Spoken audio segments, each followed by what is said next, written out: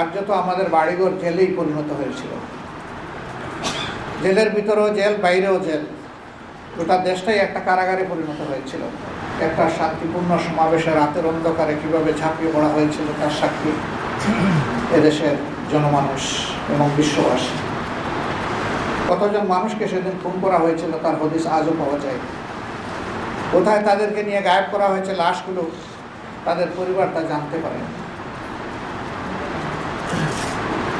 এরপরে আবার 21 সালে একই তাণ্ডব অসংখ্য আলিম উলামা হেফাজতের নেতৃবৃন্দের উপরে চালানো হয়েছিল। হাজার হাজার মামলা দিয়ে লক্ষ লক্ষ মানুষকে জেলে নেওয়া হয়েছে। কার্যত আমাদের বাড়িঘর জেলেই পরিণত হয়েছিল। জেলের ভিতরেও জেল, বাইরেও জেল, গোটা দেশটাই একটা কারাগারে পরিণত হয়েছিল। অনেক বিবেকবান নিরীহ মানুষ এই তাণ্ডবের কারণে তখন দেশ ছেড়ে ভিন্ন দেশে তারা ঠিকানা খুঁজতে বাধ্য হয়েছিলেন।